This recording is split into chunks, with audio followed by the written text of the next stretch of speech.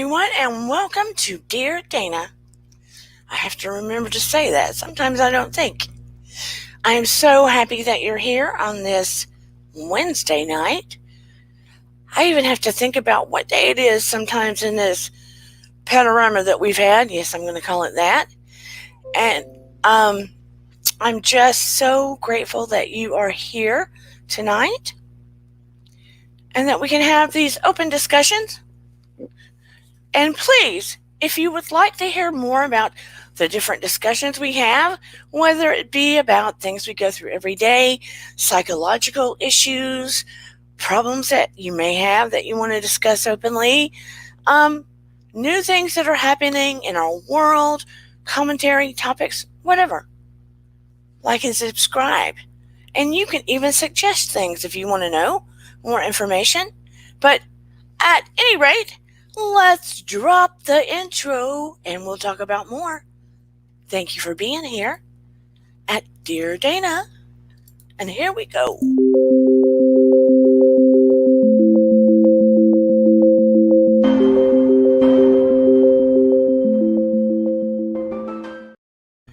Oh, wow. I'm happy I've got Fields of Grace here. 101, please check out her inspirational channel. It has a lot of inspirational and spiritual, gospel, Bible type things to help lead you in your day and down your path. Paranormal Witch is here. And we have Shannon Van. Check out her channel that talks about pop and new things going on television, Bravo, and things like that. It's lots of fun. I love her take on things. It's Shannon Van, and she doesn't live in a van. She lives in Vancouver. Yeah. And who else may be popping in here? I don't want to miss anybody at the moment. But anyway, I thought we would talk about, do our thoughts affect our behavior? Because it encompasses a lot of things. And speaking of that, JC Bear in here. Hey, JC Bear, one of my faves. Let me tell you, it's been a day. Sometimes when you think you know how to handle things and you think you're doing the right thing, you run into a wall. Your car just crashes. They say the road to hell is paved with good intentions. Well, I drove right straight down that road and smashed my car today. Yes, I did. Trying to handle something in the way I knew best, and I just smashed that car. Happens to the best of us. Only human. Don't we all say that? Like we don't know that we're only human because we're in the skin? It's one of the most used commentaries. Well, I'm only human. Duh. Yeah. We all use that so we can remind each other that we make mistakes, right? I thought if I was talking to another person and they understood what I was trying to explain, they would get it and it'd be fine. This person, no matter which direction I was coming from, did not get it. No, ma'am. So, anyway, it is what it is, right? Lesson learned. So, moving on. And when things like that happen and people don't understand, best thing I know to do is apologize. Even if you feel like you're not wrong, or you know you're not wrong, is apologize. Because if they're not getting it and they feel some which way, you just apologize. Love you too, Eden.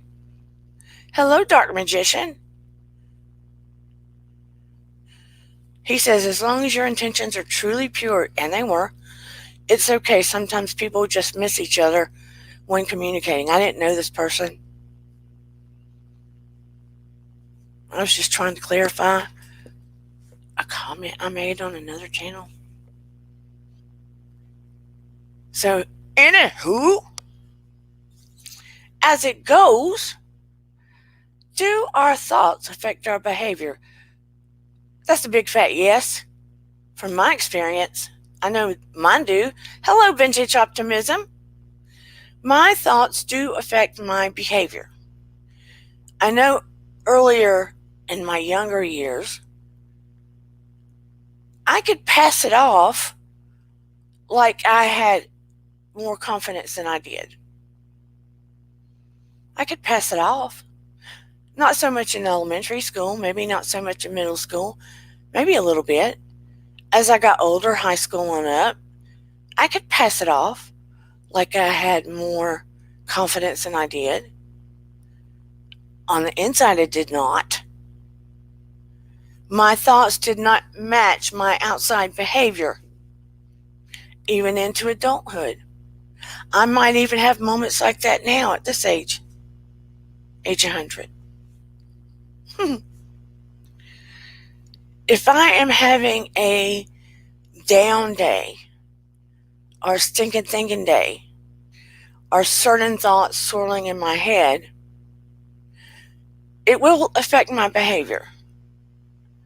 I might not respond in the way I would like to certain people, or for that matter, specifically to certain situations.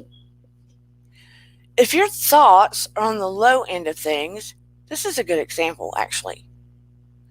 Let's say, very good example, I actually broke down. I'm going to rewind for a second. Eden was going to the gym yesterday, and I told her I would get the cojones, and start going with her. She was going in the afternoon. It was a downpour. I wasn't ready to go, and I told her, how late are they open? Well, it's Planet Fitness, 24/7. So I said, I'll get dinner done, and we'll go at 8 if you want to go. She didn't think it was very crowded. So, homegirl here said, I'll go. And if you're away from people, you take the mask off a little bit. And she's had all her shots, and I've had part of mine. So we go, and I went to a couple of machines. I went to one machine, and I took my glasses off, because if I have my mask on, I don't know if it happens to you, my glasses will fog up. Now, typically when I would work out, I don't wear them anyway. I don't wear them all the time anyway. But I can't read the things good on this machine because I didn't have my glasses on. So I just start plugging the thing in, and I saw 70. You know, the leg press or whatever it's called, where you put your knees on both sides of the, I don't know what it's called, knee press, thigh press, leg press. You squeeze your thighs, right? So I proceed to get on it, and I stick the thing in. It said 70. I start pressing away. I think, this is pretty easy. I'm going to go up to 80. Gets a little tough. So that might be too optimistic. I'll go back down to 70. So I go at it for a little bit, and then as I start to get off, I'm thinking, okay, I've done enough at 70. I'll go down to 50. When I get off this thing, it was kilograms, people. Kilograms, not pounds. So I was doing more weight than I thought I was. I don't know what that computes to. Anybody know? What is 70 kilograms in pounds? Anybody in the chat know?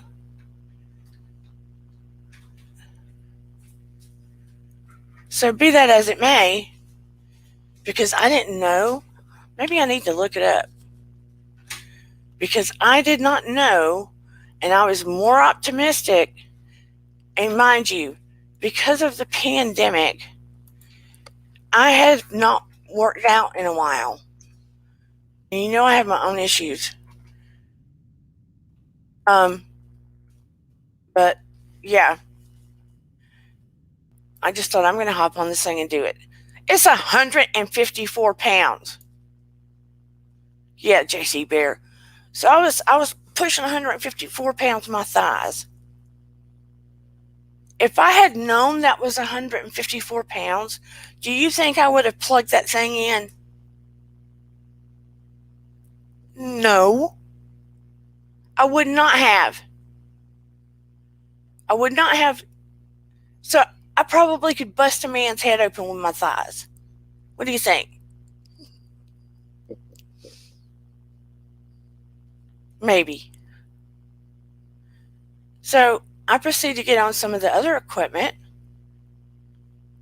and just plug it in and see what I can do. Now, I didn't hit everything hard because it was my first time back, but hard enough. I was doing some heavy weight. Weight's better for me. Hello, just a tea, please. Happy to see you here.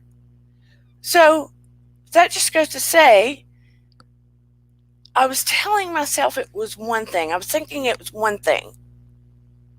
Saying, oh, I can do that. But if I had told myself it was 154 pounds, no way would I have done it. Now, our thoughts. When you're going in for a job interview, it's huge, right? If I go in telling myself, I have what it takes, this job is made for me, I want this job, and I focus on this job being mine.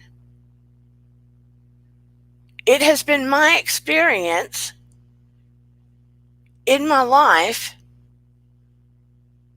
Have I never gotten a job? There's only been one time I've never gotten a job I went for. And it was a restaurant job when I was young. I went and dressed for an office job, and it was a restaurant job. So the thoughts you plant in your head, the things you think, affect your behaviors. And it's the same for dating. You know that. If you're going out with someone that you're interested in, and you go out feeling like they're never going to like me, I'm not their type, your body will close up. Your behavior will start acting fidgety. I don't even know if that's a word. Oh, what's wrong with Vintage? Had a rough day. I had to get my first mammogram, and the staff thought I was trans and treated me rudely. That is terrible. Vintage, why did they think that?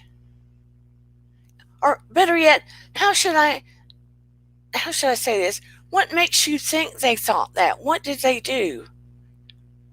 Did they just ask you that? No medical facility should ever insinuate, behave, ask, any of that.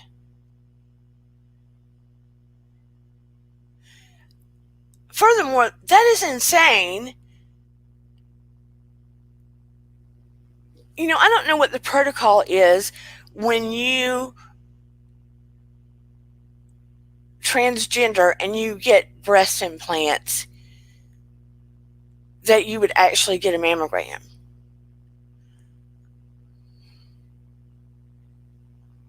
Oh my Lord. I am so deeply sorry. I am so deeply sorry.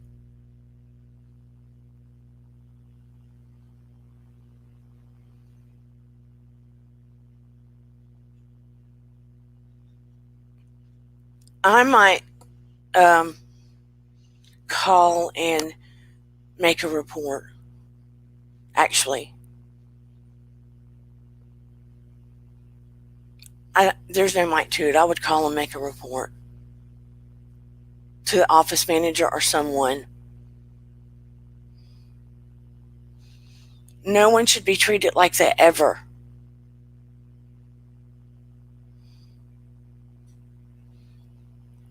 All people should be treated with love and respect, especially patients. Excuse me.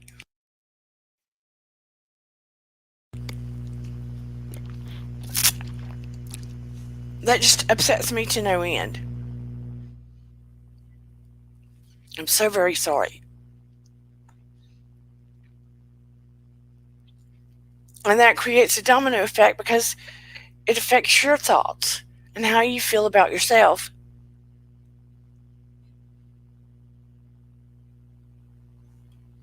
Because you are not just beautiful on the inside, you're beautiful on the outside. That's just ridiculous. And how stupid, you're going in for a mammogram of all things. Anyway, I'm so sorry. Have you guys and girls ever thought about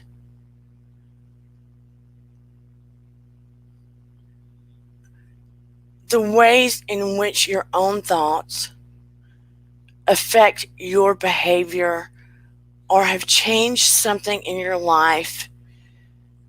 If you had a do-over, that you knew that one thought would have made the difference. In chat. Oh, that is precious.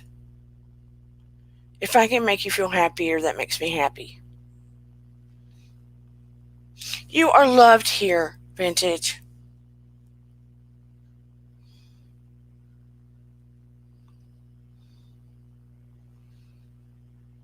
That just makes me so mad. Have you all had an experience where your thought entering into a situation, we know today was awful,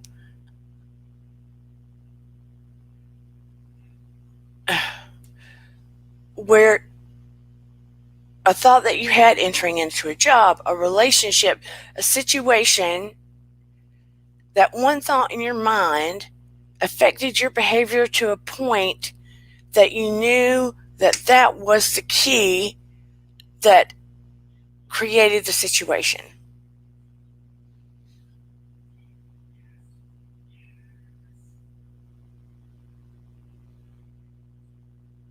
Well, sometimes the nurses have to stay in the rooms. That is one thing for sure.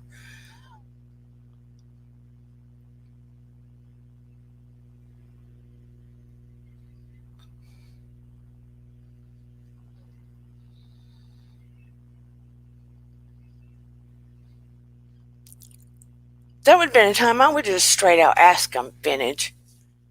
I would have just spoken up, corrected them, and said, "Excuse me, but do you have a question? Are you confused? Can I help you?" And correct them.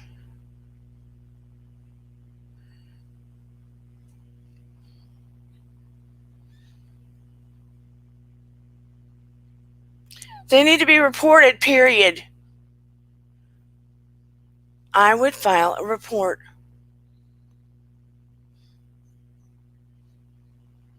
Because no one else needs to go through that.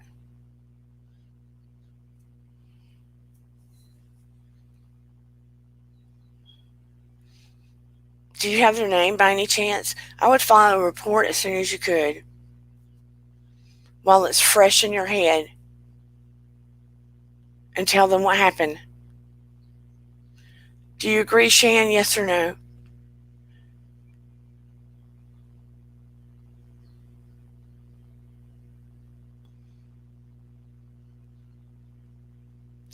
Anyway, guys, yes, let's encourage Vintage, support her, encourage her to file a report.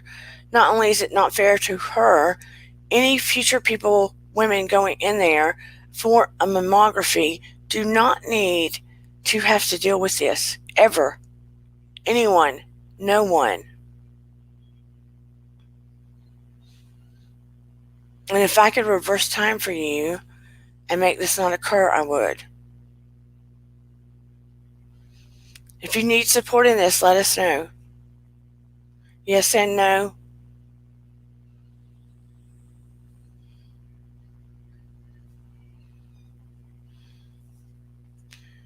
We'll have to discuss this further in a moment. Maybe I should just pull people up.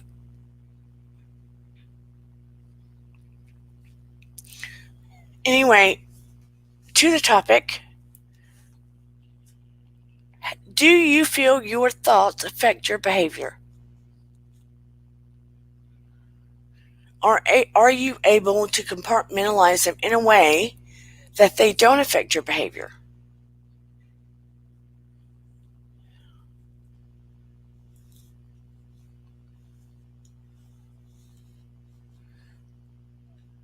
Have you had trouble with it affecting your behavior?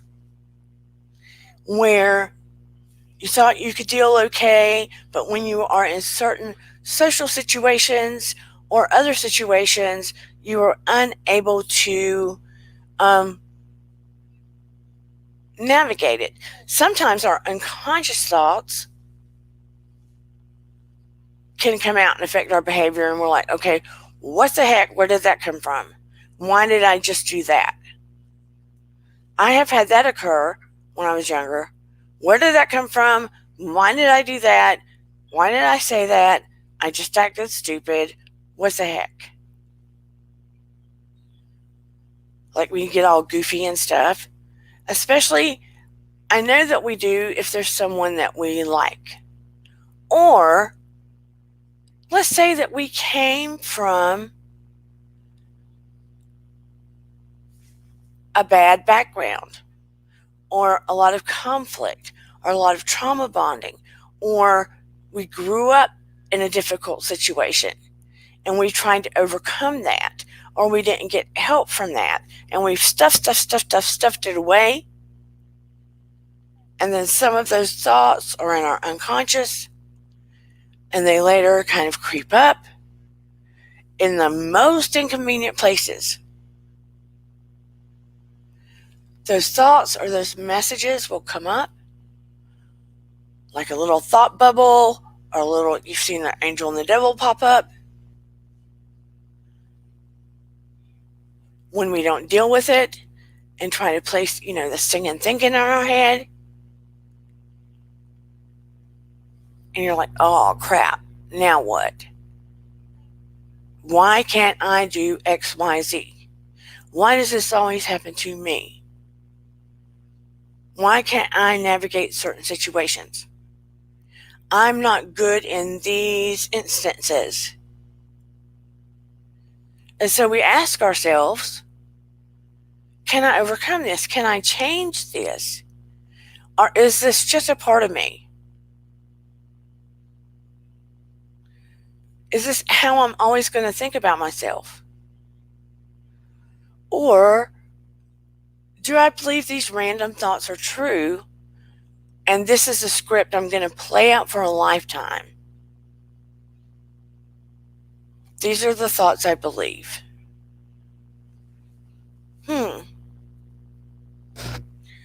Or I have certain thoughts about certain things, and if the script flips tomorrow,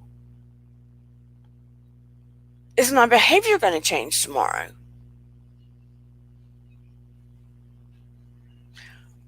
Here's another one. Let's say I have a pretty good day, and these are a daytime kind of thought. Say I have a pretty good day, and then all of a sudden I get home and I get some news that really irritates me. Can I control my behavior enough that if I connect with a friend, it's not gonna affect my behavior with my friend? Or does it only trickle over in certain situations?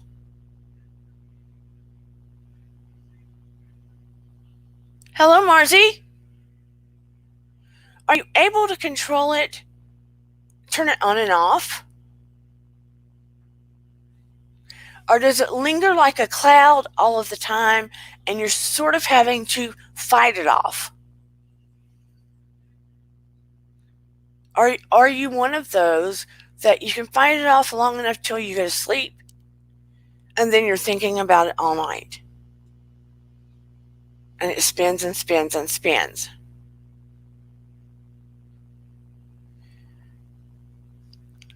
Basically, I don't think we ever cut our thoughts off. That's a lot of the reason why we dream. And when the dreams aren't like the little mini movies, they're the parts and pieces.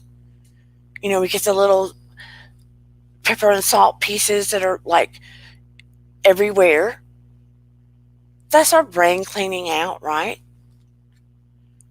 But we're processing 24/7. So how much control do we actually have? Do the thoughts control us, or do we control the thoughts?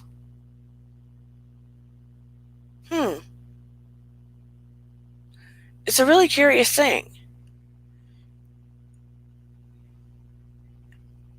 You feel all these feelings, and they control you on one level. And then you have all of these thoughts. It's like the chicken and the egg, right? Do the thoughts control you, or the feelings control you?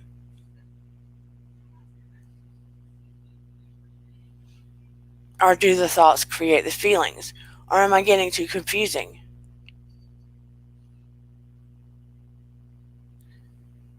I can listen to music and change my feelings to a certain degree and resonate higher, right? And shift my thoughts. For how long? I can't tell you. It's different. They'll go back to certain things. What are in control? Thoughts more than feeling.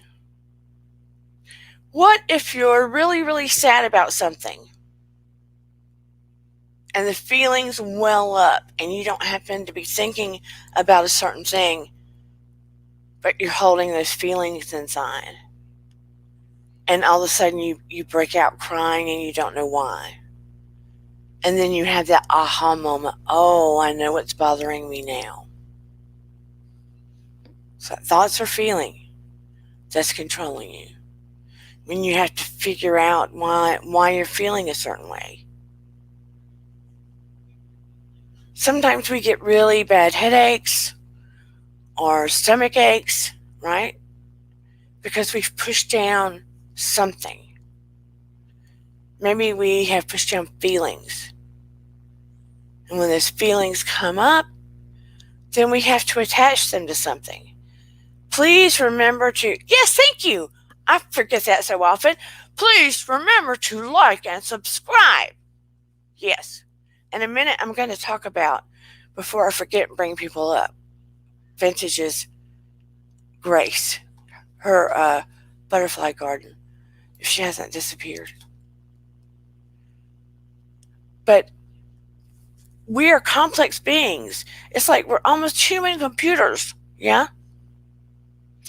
Before I bring people up to talk about this thing, and I have examples of where we think we've got it together, and then a thought pops up or it kind of controls what's going on with us.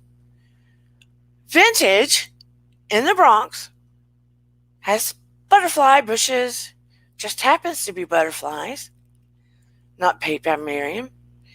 And she has a wall for the kids in the Bronx where they're stenciling it. It's going to be ready for the kids on June the 15th. We are creating a little drive to raise the funds for them to have paint pens and stuff so they can paint in the stencils the butterflies on the wall to beautify the garden and give the kids in the Bronx something really beautiful, some art to do to add to this butterfly garden. And Vintage has been wanting to get it going. I volunteered that we could do this here. So we're going to do it through June 15th. I think how I'm going to do it is if we did a GoFundMe gets part of the money. So I think what I am going to do is and I'll let everybody vote. Since I want to do the collection through June 15th, either we can send it straight to Vintage, or you can send it to my PayPal, and I'll write everybody's name and the amount they sent, and then send it all to Vintage, to her PayPal, a total on June 15th, or right before. However you guys think. And that way she gets the total amount. And I don't, if you do it friend to friend, I don't think they take out anything. I'm not sure. But anyway, I think that's the way to go. And then I'll write down the amount everybody sends and their name, etc. So what do you guys think about that? They don't need a whole lot. I'm donating, of course. So we want to make sure they have the art supplies, and whatever's left over can go to plants for now and to start in the fall. And that way, we're donating to the kids in the Bronx. It's always good to give kids something to do that's positive and that, the city can see. And I love, love, love the idea. And if you can give, great. If you can't, that's fine too. So, love and prayers and butterflies, and this is wonderful. And she's going to take pictures and everything to share with us on live. So I just wanted to put that little PSA out there. She said she's going to send butterflies, pictures of her and the butterflies to us. There's something in Harlem happening on June 5th for anyone in New York City. So what do you guys think about that? Yeah, fall activity. So are you okay with sending it to me on my PayPal? And that way I can write everything down and take a picture of it, and you can see it and list everybody, and then send all of it to her right before the kids are supposed to do it, or in time for her to get all the supplies. Send it to her in one lump. Is that okay? I mean, I don't want her to have to worry about gift cards, what's stored, no. I mean, we can do it that way. Grand scale mural project. However, if someone has a better suggestion of how to do it, I'm up for that too. But anyway, I'm excited for it. So it's for June 15th is what Vintage said is when they're going to, isn't that what you said, Vintage, is when they're going to start painting?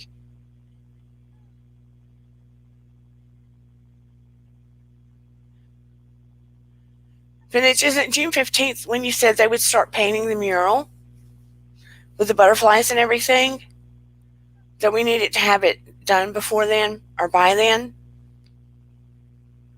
Vintage. Anyway, yes, for the Bronx. So anywho, I'm going to start. My PayPal address is miracles3@charter.net. And anything that gets sent there by June the 15th goes straight to the Bronx Project. Anything that goes there, and put Butterfly Bronx, or put for the Bronx Project in the notes, and do it. If you send it, okay, when you send it, put Bronx Butterflies or Bronx Project on the note, and do it friend to friend so they don't take out a chunk, okay? So they don't take out all the fees. Just do it friend to friend. Anyway, I'm going to start bringing people up. I want to know about how thoughts have controlled you.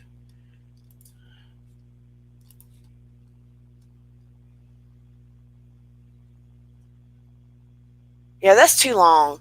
They're just going to make a note to me that says it goes to the Butterfly Project. Let's keep it short. That way I'll know in the note when they send it, it goes to the Butterfly Project. And they'll do it friend to friend, miracles3@charter.net. I'll put it down.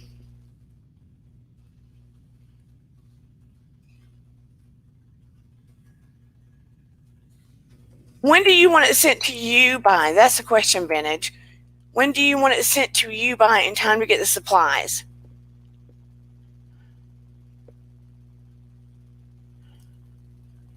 I want it sent to you in time to get the supplies for the kids.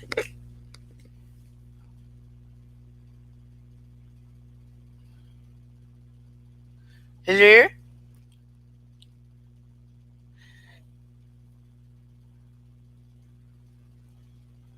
I feel like with our thoughts, if we can become aware, and we're not going to do it all the time, when we're about to step on our tongue, when our thoughts have taken over our behaviors, and we are about to make an idiot out of ourselves because our thoughts have downgraded us. That's usually what happens. When our stinking thinking thoughts have downgraded us, have done something, crept out, and humiliated us maybe. Now, some people, their egos might be huge, right? And they overspeak and make themselves seem more grandiose than they are.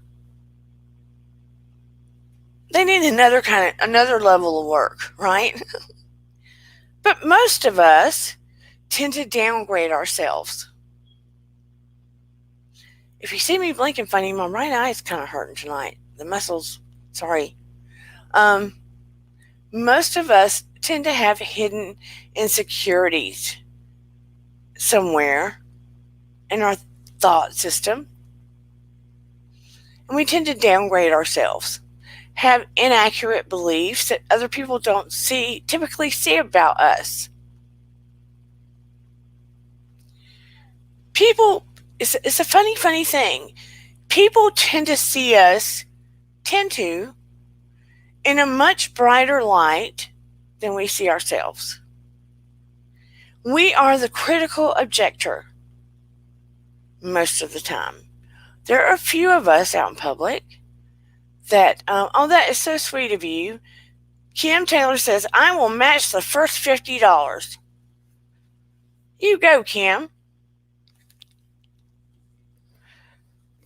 We are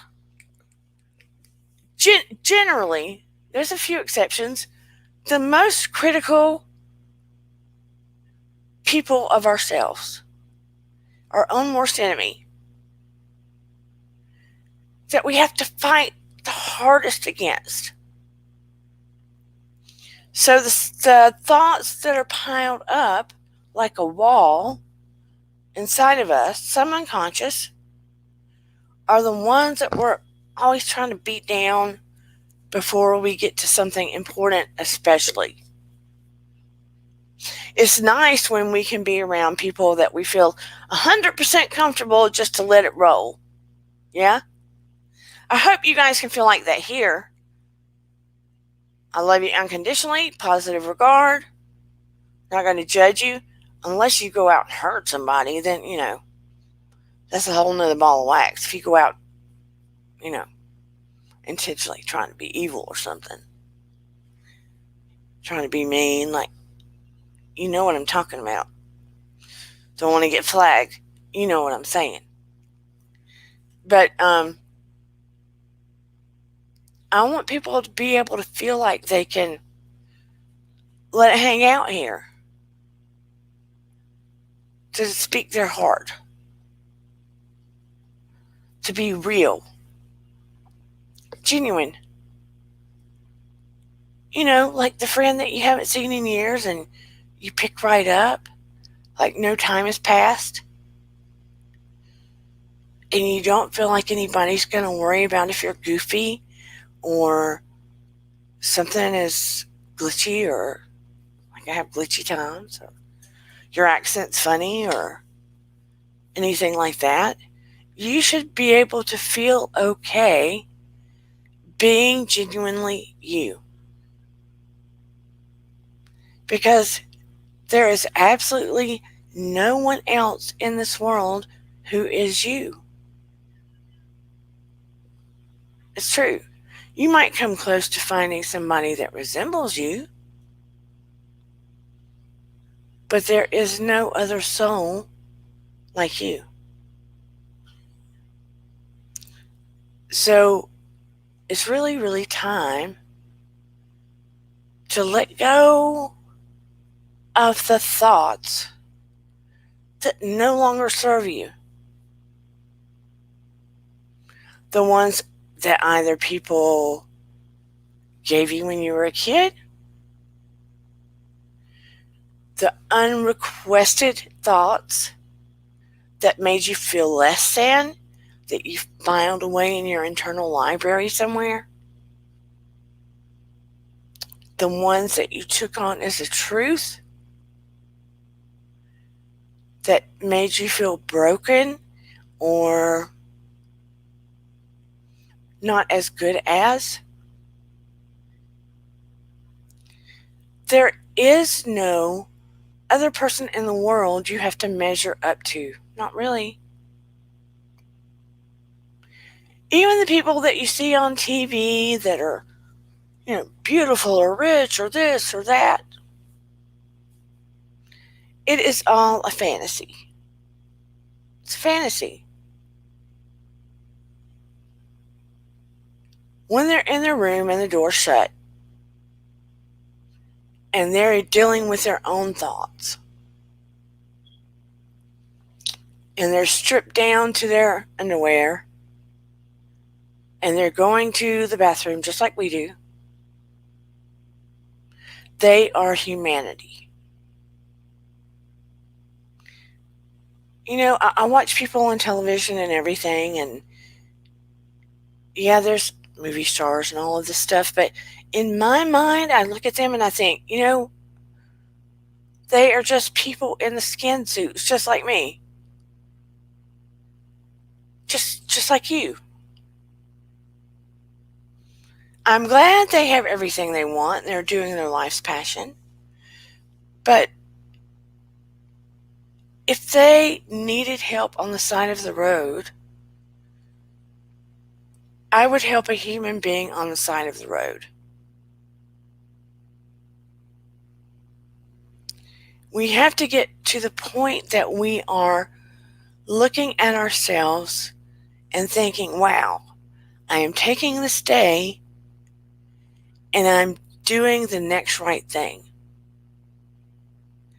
And I'm being my next best self. And I am looking at people like in Vintage Situation. And as much as it irks me that happened, you look at them and you go, you know what? They're ignorant, and that's not about me. That is not about me. That's about their ignorance. And about some odd thought they're carrying. Or about some ignorant way they were raised. Or some shadow they have that they need to project today. Because I know who I am. I see myself in the mirror.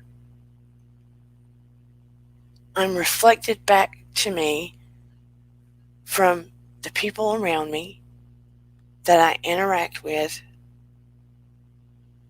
That is not about me. When you know who you are deep inside and you learn how to recognize your thoughts,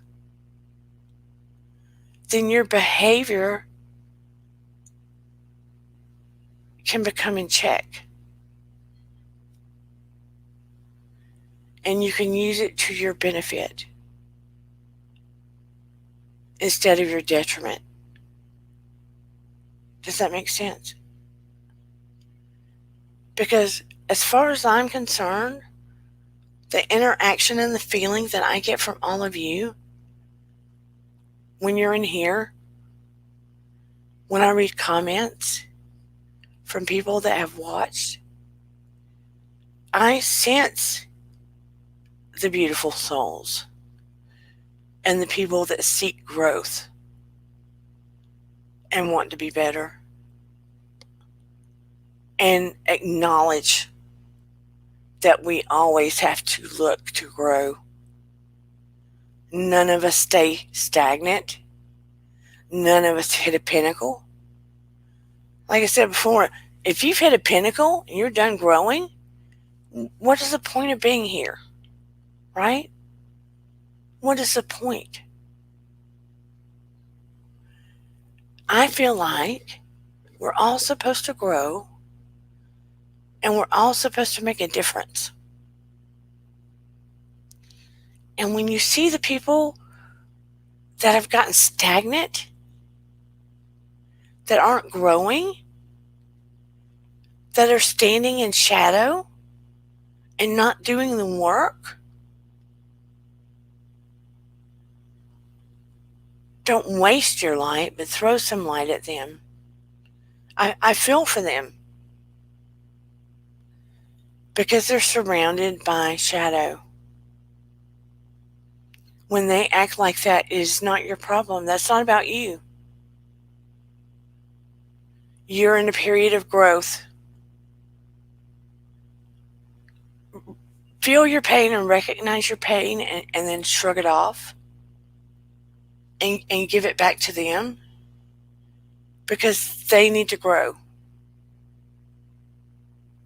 Then you go back, you look in the mirror and you look into your eyes and realize you are growing.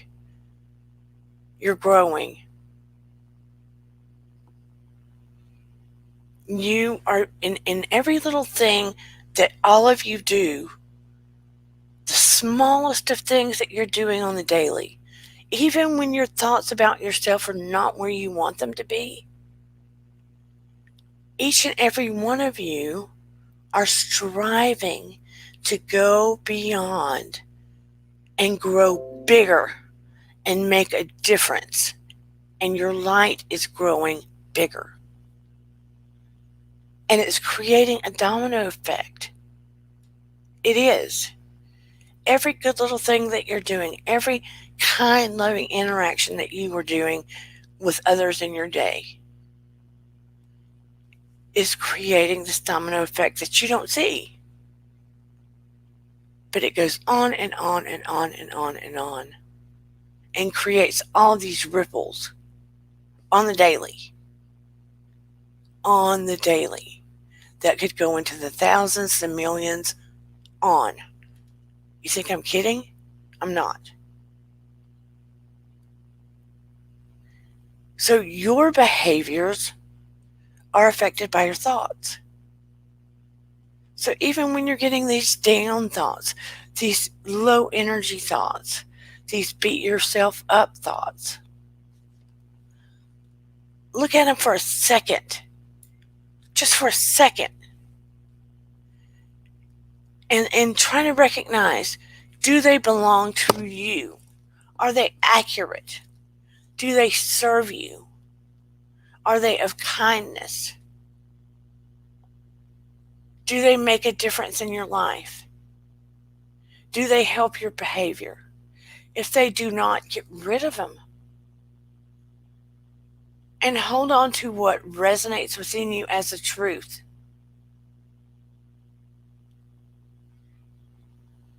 And when people around you act in such a way that offends you, upsets you, what have you, if it's not going to affect your life, if it's not going to rock the boat, take your money, hurt your family, hurt you permanently, recognize your pain,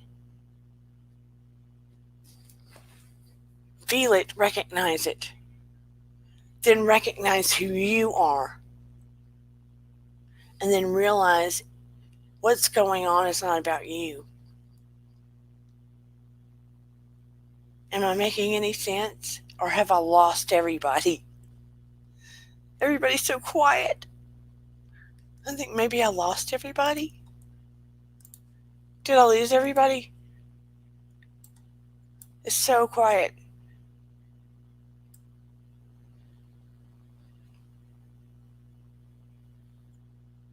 But the point is,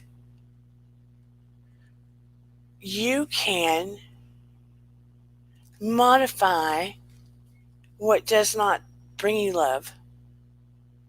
what does not help your life, what is haunting you from the past. When you get negative thoughts, write them down and try to locate where they belong. Do they belong in the past? Do they belong in your childhood? Do they belong to the now? Are they helping you? Did someone say this to you? Do you need to navigate where it's from? Are you worried about something? Where does this thought belong? If it's a problem, you can work it out, work it out. But you really have to write it down and navigate where the thought belongs. Don't hold a thought where it becomes obsessive and floats in and out of your mind. It's like when I said, if you stuff things down and you don't look at them, they come out in your behavior, in your health, all of that other stuff. Look at your thoughts. Don't dismiss them, especially repetitive thoughts. And look at the behaviors that aren't serving you. We can see things about our behaviors we don't like, or that people say to you frequently, well, I don't like it when you act like that, or you have a bad attitude, or oh, you're so patient and loving. We recognize which road we navigate down with certain people or situations. So look at those behaviors and see where you're triggered. We get triggered. Certain thoughts will do it. Certain things trigger us. And there's probably a certain thought, line, word, something that's a trigger. And all it would take is someone else to say the same thing to you and trigger that behavior. Doesn't even have to be the person it belongs to. Right?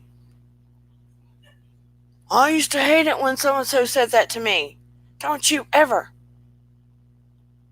Haven't we heard that somewhere? Maybe it doesn't have to be about us. Maybe we've heard it between friends, on television.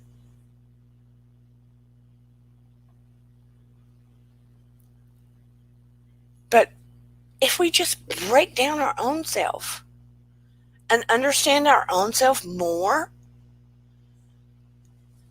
it helps us understand other people so much better. So much better. Do you realize how many people walk around and they think, ooh, there's nothing wrong with me. I don't need help.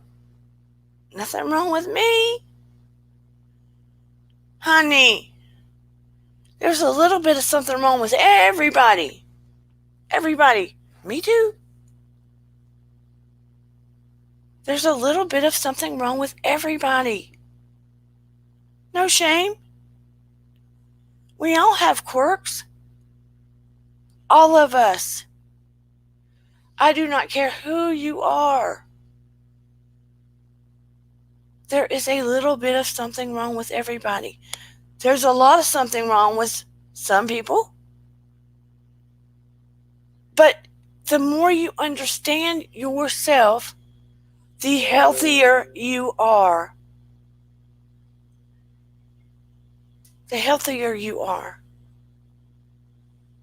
Emotionally, psychologically, even physically. And some of that's what I hope to bring to this channel. To help people think about things maybe they typically wouldn't think about. And we know Wednesday's more about this kind of thinking, right? Wednesday's typically more about this kind of thinking. Thinking about things we typically don't think about. I'm getting blooped so much right now. So, take a step back. For those of you that like to read, maybe I'll do some suggestions. You put it in the comments for the stalkers, because I know some of you like to stalk me. I'd love for you to come up in the chat or leave me a comment. I love comments.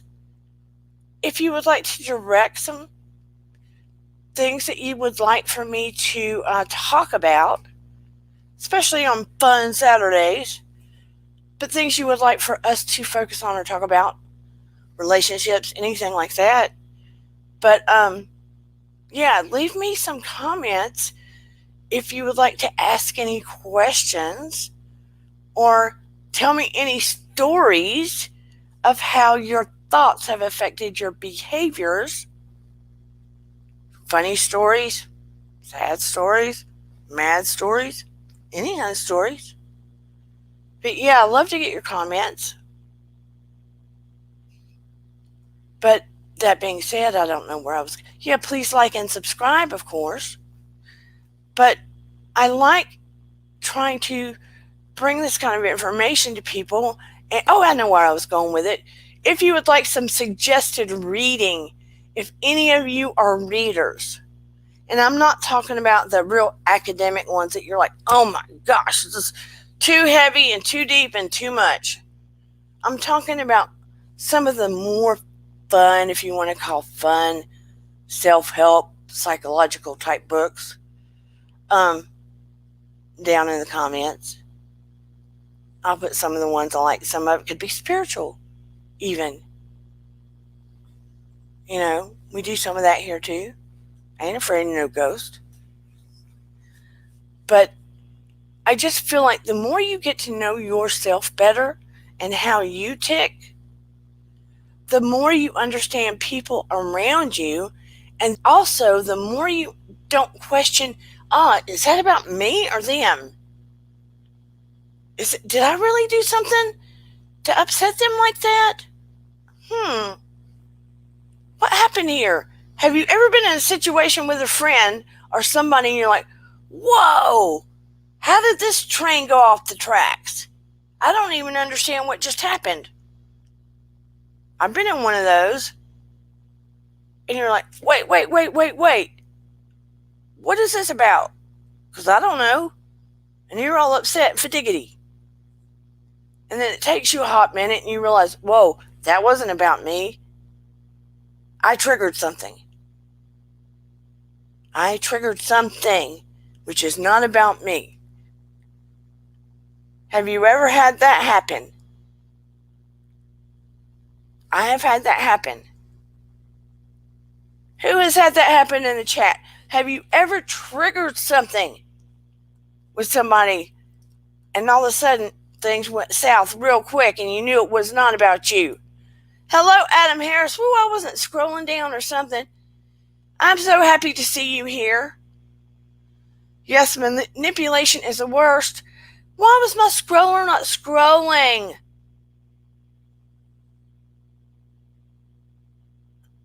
Vintage says, he used and manipulated me, keep me hurting me more. I don't know what else to do. I'm suffering. Don't let him manipulate you. Don't take his calls, paranormal. That's what I have to say.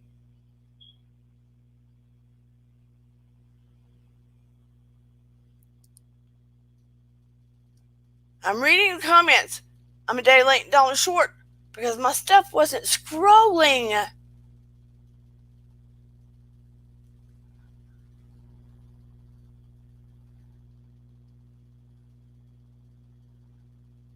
Good, I make sense. I cannot tell y'all, I was not saying a thing. Hey, Kind Bear, I was not seeing anybody's messages. And I was like, woo, everybody left. I'm a ghost. You know that song? I like it. I go round and round and round the most. Paranormal says, I try to get advice everywhere and it just seems like mental state just wants to suffer. Paranormal, I'm going to ask you this question. I want an honest answer. Did you take my recommendation and go get an appointment You know all the other details. I'm not going to put it out here. Like I asked you to. Like I recommended you to. Remember what we talked about? Did you go do that or did you put it off? Honest answer. Remember when we were talking about depression and anxiety and all that stuff?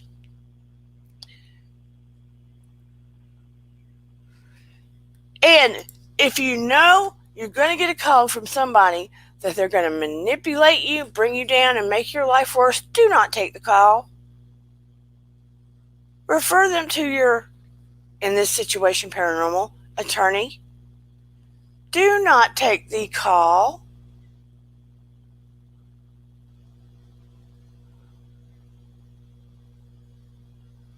Okay, that's good to know, paranormal. Do not take the call, paranormal. Do not take the text. Block, block, block. You know the answers. You do. You've got love and support here.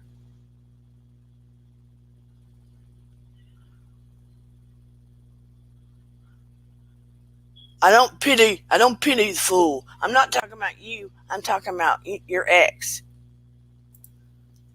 Hello, Vintage. I don't pity the fool. I'm not talking about you. I'm talking about your ex. You need to turn that down. Yeah, I did. Oh, hello. Hi. Hey, and I agree with Dark Magician. Block anyone who knowingly causes you harm. Especially psychological harm. I think just having that kind of breath of levity is very important so you can come back to yourself. Because I find like with toxic relationships, if you keep getting text messages or having to respond to them, you always just go back to what you were. Yeah, absolutely. And I don't feel sorry for people that try to hurt me. Intentionally. Yeah, I always try to figure out like what's wrong with you? Why would you even want to hurt me? Like, look at me. I'm very adorable.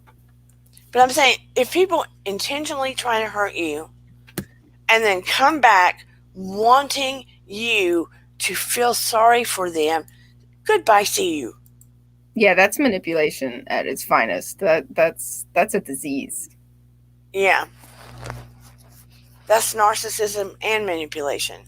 Yeah, look at what's going on with Ellen. Oh my gosh. Like the nicest person ever. And now like you never know how it's going to come out. Narcissism is creepy. Yeah. But we don't know. We don't know. We don't know. Well, no. We don't know if she's bad, she's good. We don't know. No one knows until you're actually in the cross of fire. Because I thought she was the nicest person ever, and then you hear all that stuff and you're like, whoa. Yeah, that always creeps me out. I found that after 2020, we're getting information before I think celebrities realize we're getting information because of social media. So you can, I don't want to say the word judge, but you have a grasp of a situation before it's aired. So you already have a preconceived notion of what to expect. Yes, that's messed up. Weird. It's weird. It's just, it's the new age. I mean, they don't realize we get half the information we do. And, whoa, get this. I saw an article, heard an interview or saw an article that talked about social media, online YouTube, getting info before the news outlets on TV and stuff were getting it. Yeah, that makes sense, though. What's wrong with that? Because, people and everybody feeding the tidbits on YouTube. So the stars don't know that it's out. You're right. Don't know it's out there when it's getting out there. Yeah, and I think it's also, whereas before you would just call them like junkets or, people who would film celebrities. Now social media can destroy someone's career within a day. And also, think about it like this. Every human being out there is social media. Yeah, and that's what's so interesting because I mean the topic of today is do thoughts control our behavior? You'd think if you're projecting some kind of positivity into the universe, you're going to get positivity back, but a lot of these reality stars and people who have a platform to do something with that kind of power, Don't. it's a little disturbing. I mean, it's a little disturbing that humanity kind of blows. Like I always knew humans sucked. Like But I'm a not all humans suck. I'm a Chilean Jew that looks white as crap in the Bronx. Like I've gotten my brunt of all kinds of abuse. And nah, people suck. So just like I think it's funny that But you have this kind of opportunity to escalate something and you have a platform. Why aren't you using it to do something good? People okay, suck at that in general, but but hear me out. yes, You are making a general across the board comment I am. that people suck. They do. Not all people suck. Well, I adore you, but there are also like what, 10 people in this room? Well, yeah. Like, I mean, like it just seems like the kindness gets lost, and I think sometimes people just would prefer to, I don't know. A lot of people would prefer to ignore, but it's dangerous to make an across the board comment, That's assumption, true. That's true. because that's a thought that affects behavior where you're expecting everybody to suck. Oh, that's a good point. So, like, if I have that kind of thought in my head that everyone sucks, it sort of sends those ripples, and then everyone, like, I'm gonna behave a certain. No, that makes sense. That makes sense. Then you behave a certain way and you have a certain expectation, that's going to be your experience. That's true. And you're going to have an aha moment when when somebody happens not to suck in spite of your expectation or behavior. Yeah. So that's a situation where it might behoove you to look at it. I Just agree with you. I feel like certain situations when you live in like a big city, there's a lot of mental stress and a lot of craziness. I yeah. think so. I feel like a lot of the people that I live around Mm, suffer from a lot of mental stress, yeah. and it behooves me to be kind to someone who I know is going to try to slash my throat if I'm taking the train. So everyone in the city, I feel, just has that kind of wall Yeah. because you have to. I mean, I don't disagree, but I get what you're saying. I'm just Mhm. saying don't assume everybody. But that's why this is one of the reasons why I adore your show. You've talked about body language and atmosphere and certain things as far as reading people or even reading a situation. And sometimes, and I've had this situation where a negative situation turned positive just because I had an open mind and started a conversation. Yeah. So like I get what you're saying, but I think when you're living in a city, especially now after this year, the city is just creepy. Yeah. Hey, Shadra, but also look what you're willing to do for the kids. Are you kidding me? The kids need this.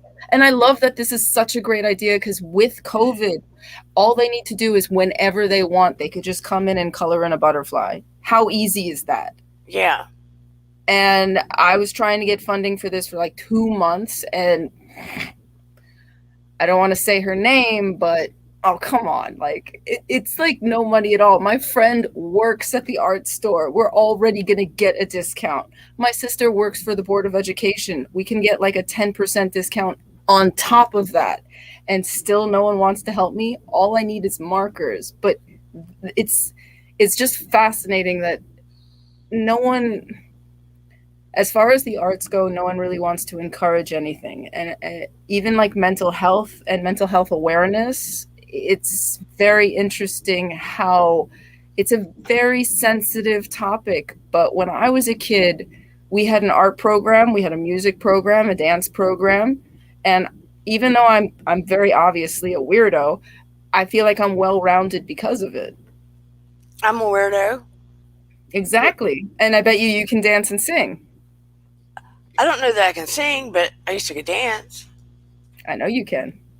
I can carry a tune. I can't sing. Still. I didn't break my kids' ears.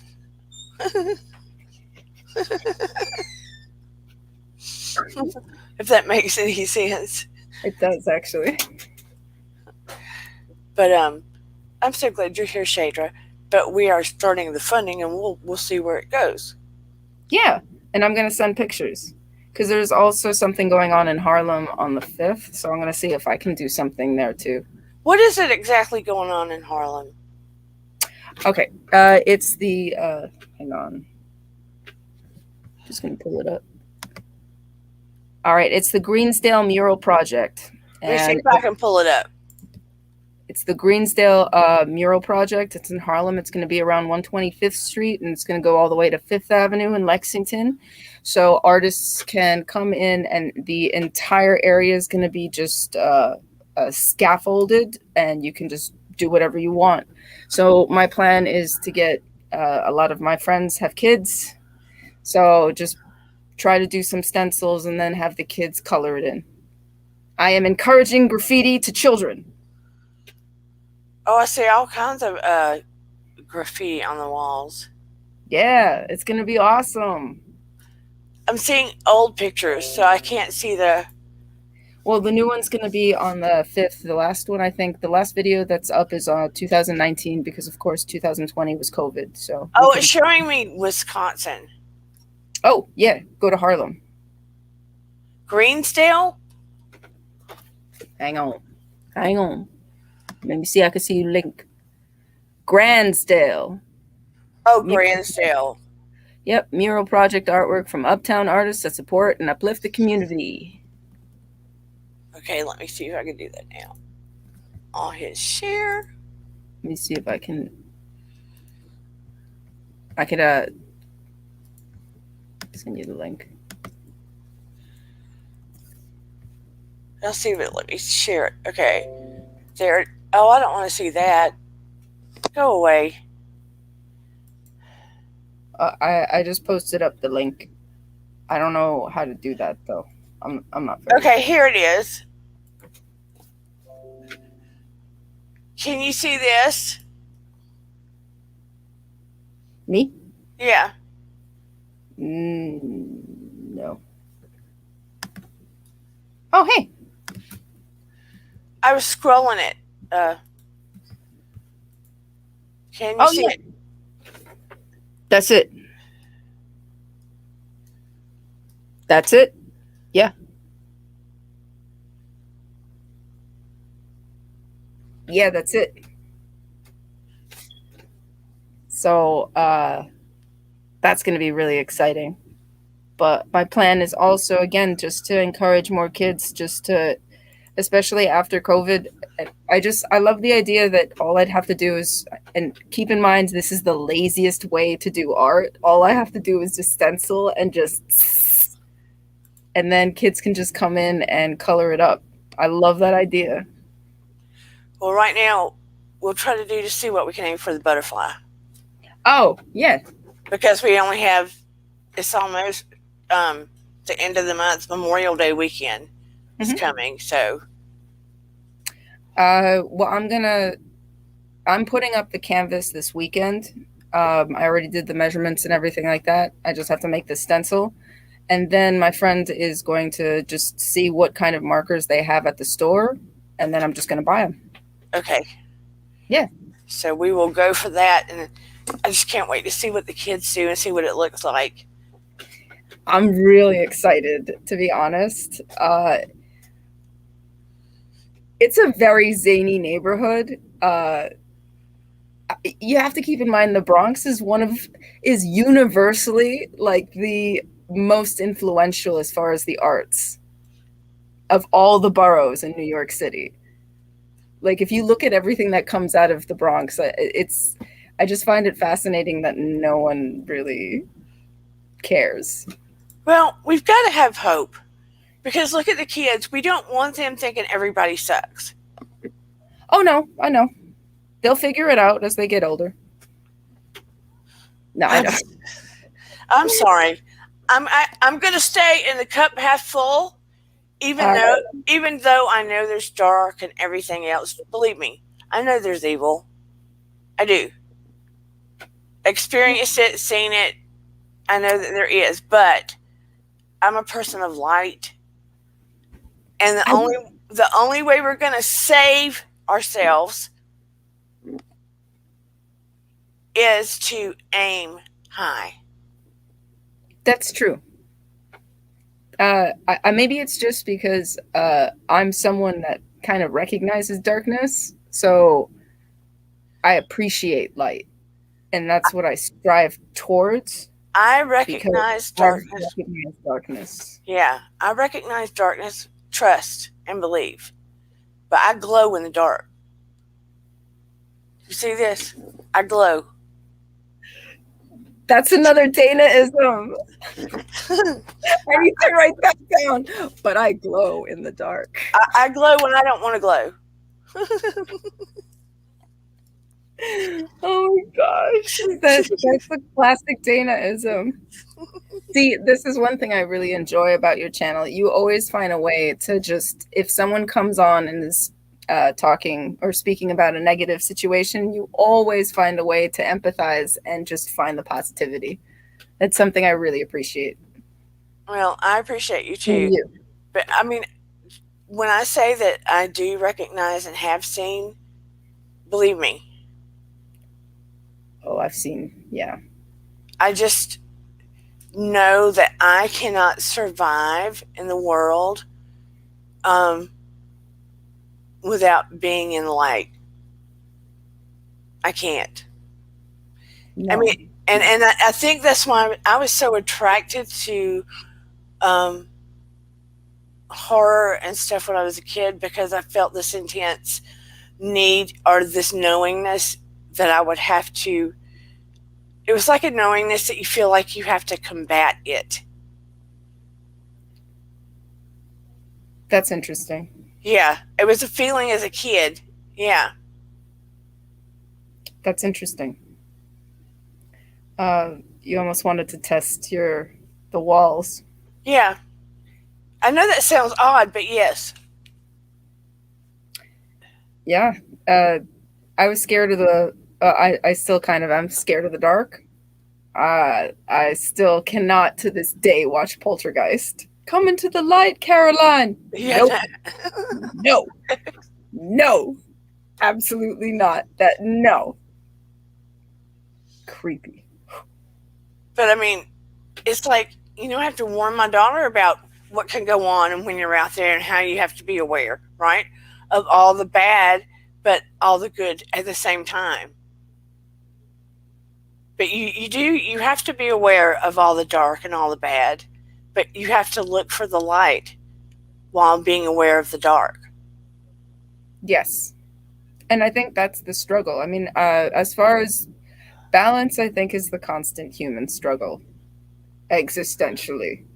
I mean, think about it. When you're in the depths of the ocean, at the very abyss of the ocean, we don't know where the furthest point of it is. There is the darkest of the dark.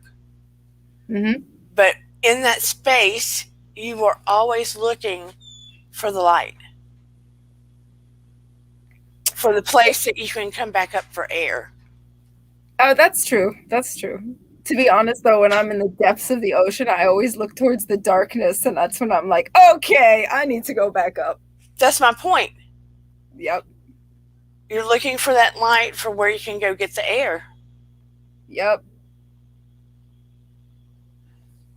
I used to So, do free diving, and you have to hold your breath as you go down, and then just seeing that light, it's like it just opens your chest, your diaphragm. It's like a whole physical situation, and your body almost relaxes as it goes up. and that's It's my analogy I'm trying to make to you about when you say everybody sucks, or the world's so dark, or everything's bad, that in recognizing all that darkness, you have to be aiming for that light so you can breathe. yeah, that's true. I just have a dark sense of humor, I suppose.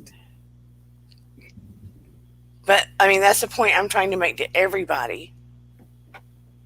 And it goes back to your thoughts and your behavior too.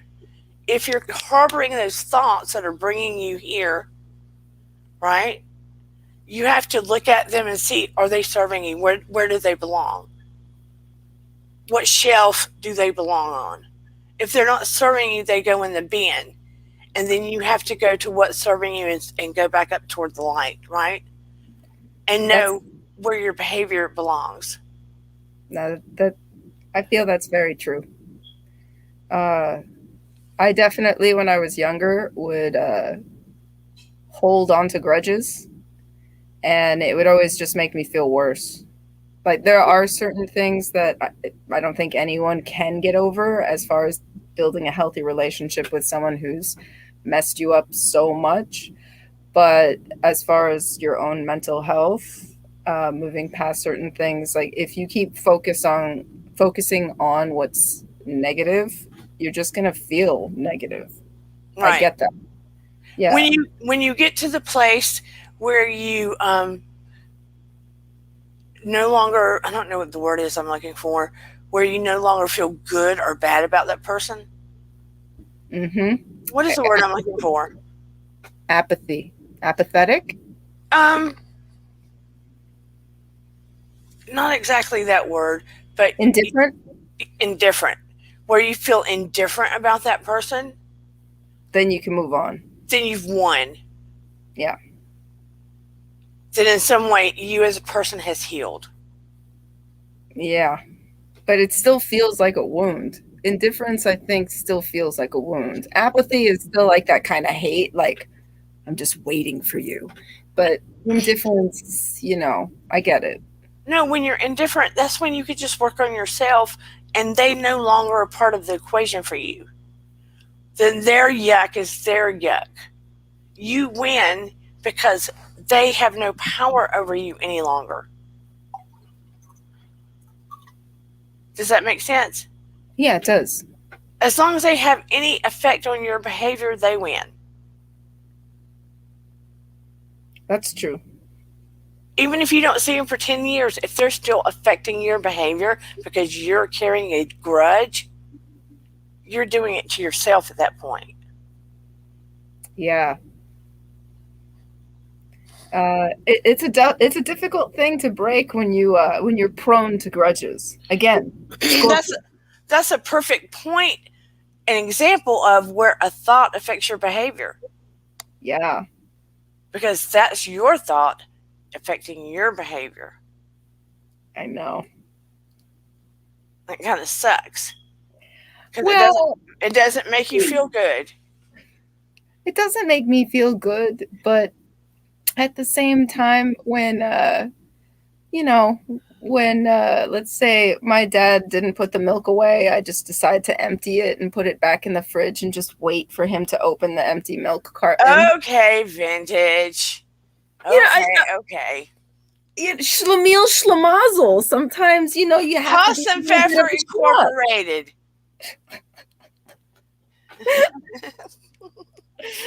I know it's wrong, but sometimes you have to enjoy in a little bit of viciousness. No, you have never done anything vicious I, ever. I've never done any of that to my parents, no. Mm-mm.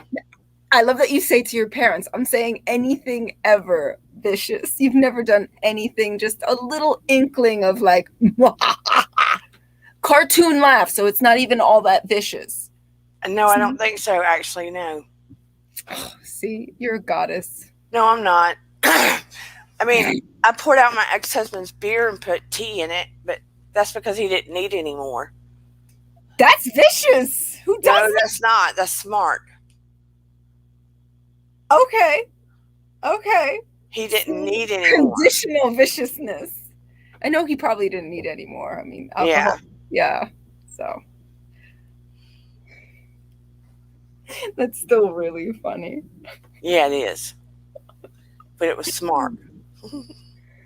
Like to all of the beer, like you just opened them and put tea in them and just put them back in the fridge. No, I just left enough beer in there. I left enough beer in there to taste like beer.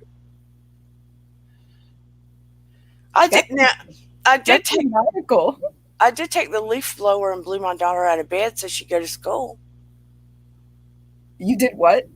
Took the leaf blower, cranked it up, and blew my daughter out of bed so she would get up and go catch the school bus. Oh my gosh, that's adorable. I mean, she would not get up. That's what I mean by that kind of vicious. It's not evil. It's just necessary. Yeah. Mm-hmm. It was functional. See, functional wickedness. It's a thing. So alarm didn't wake her up. Me rolling her didn't wake her up. Nothing woke her up. So I got the leaf blower. How old was she? Is Eden in the chat? No, I think she's back in her room. I think she was probably middle school or first year of high school. Oh, that's fine then. That's fine.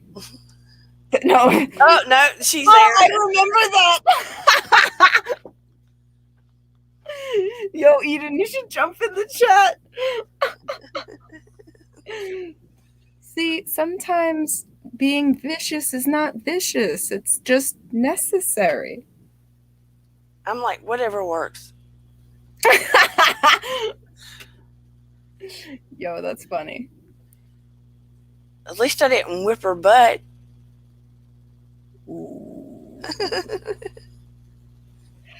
I remember when I started getting my mom's very short. She's like 5'3", 5'2". I'm 5'9". I'm a freak in my family. No one's as tall as me. So I remember when I started getting tall and she couldn't hit me anymore because I would just stand up and be like, "Ooh, welcome it." And she stopped. Then you would be in trouble for being a smart mouth. Oh yeah, no. I was called a smart ass my entire life. I'm still called a smart ass. And I would always say the same thing, like, but half of that is a compliment. I'm smart, right? But in the South, you shouldn't be a smart mouth to your mom. Yeah, but you haven't met my mom. Anyway. Yeah. But I will put recommendations of books down below. I am so happy that we are doing this. I keep forgetting what to call it. We're doing the Butterfly Project for the children of the Bronx to do the mural, to do the pictures. Mm-hmm. And I'm going to put my PayPal down below to collect the money for the kids. And we're going to give it to Vintage. Look at JC Bear. You didn't get the earlobe twist? Oh, I've had that. That hurts. And when are we giving this to you by again? Oh, well, it's going to be finished by the 15th. So I can actually email you after I get the invoice from my friend Alicia from Artists and Craftsmen. She's just going to see what kind of supplies they have in Brooklyn, because then we get a discount if we get it from there. And then my sister's going to buy it, so we're going to get an extra 10% discount. No, I just need to know. Oh, a date. Let's see. June. Well, it's June 15th. Okay. Mm-hmm. Because once the stencils are up, the markers are there, the kids can start doing whatever they want, whenever the garden is open. Because of COVID, kids can't come in large groups, but Okay. the neighborhood kids, whenever anyone's there, they can come in and color in a butterfly. Okay. I'm going to also put it in the description below, but please put the note, Butterfly Project, in your note, because what I'm going to do is, I can't spell.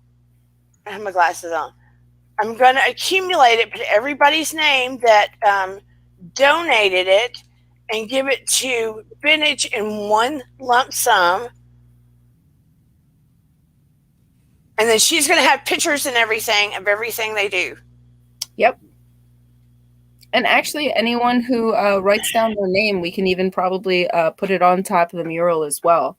Okay, and please send it friend to friend, so PayPal does not take out fees, and it goes all to the kids. Because if you put it down as a sale, PayPal's going to take out fees. Oh. Yeah, just put it Butterfly Project friend to friend. Here comes my daughter. Oh wow. Okay. Yes, that's right. Oh my gosh. So she made her hair pink. Yeah, I dyed my hair. Nice. Thanks. What are you trying to do? Tell on your mother? What? Trying to tell on your mother? Yeah, you woke me up with a leaf blower. That wasn't very nice of you, Mom. It was necessary. It was traumatizing. No, I'm kidding. It was funny. It's funny thinking about it. When did you get that mic? I've had it. I didn't know that. Yeah. Hello, Devin Standridge. Make sure you like and subscribe. Devin. Say that. And Jenny Claxton. We're slowly growing. As of early today, I had 170 subscribers. Oh, nice.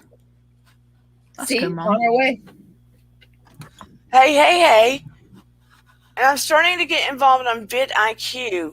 So these big people that are with you two can give me criticism. Oh, that's cool. Eden had better tech than Mom. Yeah, that's true. No, it's just a mic stand. That's all it is. It's a mic stand off of Amazon. Yeah, but I've got my blue. What's your mic? It's like a JLab mic. Yeah, you got better. Yeah. You can borrow it if you want, though. Oh, gee, thanks. What? I've offered. I didn't know you had it, so Well, I guess that's where that's gonna go. yeah. I'm gonna go get my big bolo paddle. Let's not talk about bolo. That's a whole nother problem. I guess Miriam got bored and left. Well, we weren't talking about bolo. Yeah. She had the skids a long time ago. Yeah, that's the... So, Eden, have you ever let your thoughts affect your behavior? Yeah, happy. Huh? Yeah, I mean, everybody has. I think that happened to you earlier in the last day or so, did it not? Well, I mean, behavior, you behave the way you're thinking and you behave off of how you think. So, I mean, it's just natural. So, did you let it affect your behavior with your mom? I'm a think human we should leave the being. studio. This is uncomfortable. Well, no, I don't know. Not intentionally. But what? It's not intentional. I mean, it's not like I try to, be in a bad mood or anything. It's just sometimes it happens, and I don't mean it, but yes, he is. I'm human. Yeah, these things happen. And how do two people live in the same house and I'm so southern and she's not? Figure that one out. Oh, I can't. But my mom speaks Spanish, and I can't really speak Spanish to save my life. I just sound like a doofus. I know. I had one of my students, I'm teaching my students Spanish, and the 3-year-old said, So, Teacher Dana, you spinach That's funny. instead of Spanish? Uh, She asked me about that spinach. that's funny though, because when I was teaching in Japan, a lot of my kids would get anxious because they couldn't pronounce L's or R's. Because, sorry, Japanese people have no concept of the difference. Uh, but I would teach them Spanish, and then they had no problem with the inflection of like "hola," and then they could slowly make their way to "hello." Yeah. So it's like training any muscle. They were excited to learn Spanish at their age, 3 and 4 years old. I was like, okay, let's do this thing. Let's go harder. Let's go. You know this word? Let's learn this one. What word do you like to teach? I was teaching them numbers, and I was teaching them how to say hello to their moms and their grandparents, and just things about food and stuff. How to talk to their friends. That's as far as we've gotten so far. But anyhow, I love all of you here. The chat has just been so quiet. I don't know, I guess I need to get something juicy. Well, JC Beer wants to talk about Bolo. Look at that. He can talk about Bolo, LOLOL. I bet you can talk about Bolo, JC Beer. Bear. Yo, I really want to know how much or how many more viewers or Instagram followers or whatever he's gotten since the show. And then after the reunion, like if it like went down, because everyone was just like, yeah, all right, we're over it. They probably got over it because he went in too many holos. Mm-hmm. You said it. I said holos. Okay, I think I'm gonna go. I love you, Mom. I just wanted to stop by for a minute. Yep. Hey, tell like, them I accidentally went too high on the weights last night because I didn't know the difference between. Oh yeah, you did do that. And then you went and to like a massage chair or whatever. Oh yeah, it was what was it called? It's like a hydro massage chair thingy. Yeah, and it had water in it that was heated, and you could crank it up really high and really hard.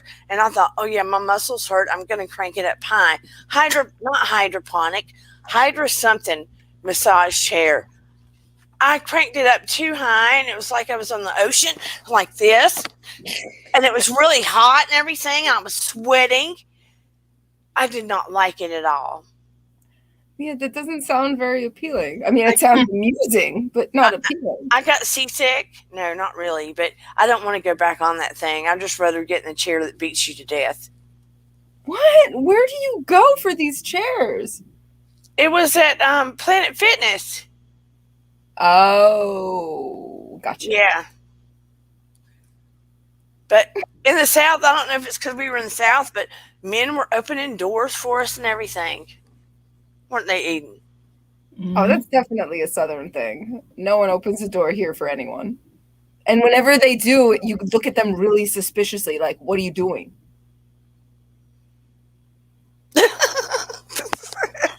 Only vintage. Only vintage. I'm telling you, no. Come to the Bronx. If someone opens the door, or if you're like trying to be kind, like, oh, let me get the door for you.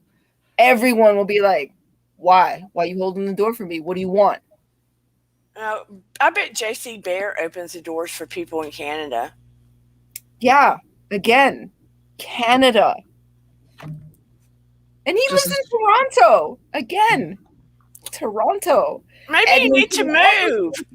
All those places be kind. Maybe you need to move, Vintage, since you hate it so bad. Oh, God, I really do. New York City blows. It blows so hard. And not even like a good blow. Like they're gonna kick you out. I'd love for them to try. Now she wants to stay. No, see, I'm like a tick. I only move when I want to move. I'm like a little disease. See, and JC Bear has had doors held for him. I've held doors for men.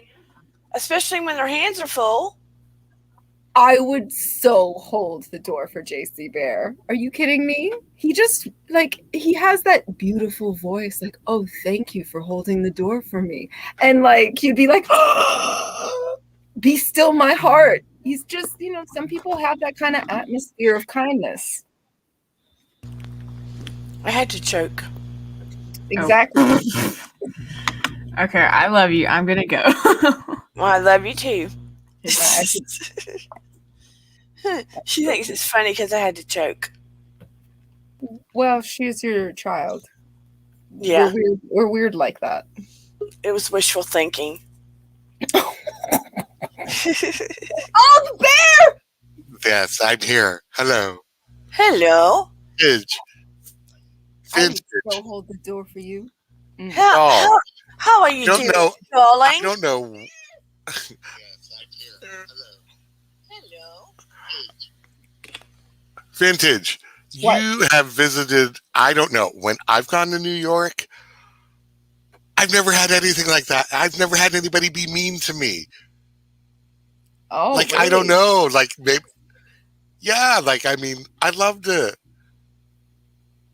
Where'd you go? I've been as far, maybe I haven't been as far north as the Bronx. I mean, I was down Water Street. I stayed on Jane Street because I was chatting to a gentleman that I went to visit. Didn't work out, but that's a whole other story. Midtown, Times Square. I mean, I've gone out at midnight, 1 a.m. because I was hungry, grabbed some Mickey D's. I was the only male in the place. People were like, "Oh no, go ahead," and I'm like, "No, I haven't decided. You go ahead." 19th Street. I was there for World Pride. Had a blast. I don't like. I have a very different impression from New York City. Maybe I'm a naive tourist. I know. She's got that smile. Whoa. What? I just want her to be happy. She comes. This is just playing on accident. Stop. My phone started playing. Oh, is it time for a dance? It's playing videos and it's not supposed to. Stop. Have you ever had that happen? Yes. Okay. Yes, but I mean, I'm circa 2019 was the last time I was there. Oh, 2019. Manhattan was still all right then. Oh, okay. Maybe I just had weird jobs. Could be, but I will make you a deal.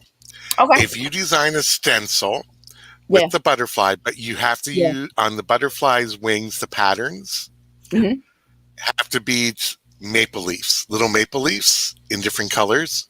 Word, I got you. I will donate an additional $10. All right, word, I got you. That's easy. Okay, so next Wednesday, you can flash me the pattern, and I will donate an extra $10, and that'll be the Canada butterfly down there. So if you use the word flash you.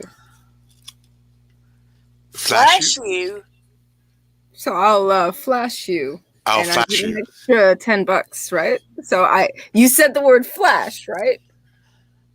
I meant to say I will donate additional things, but yes, I'll give you a quick flash of.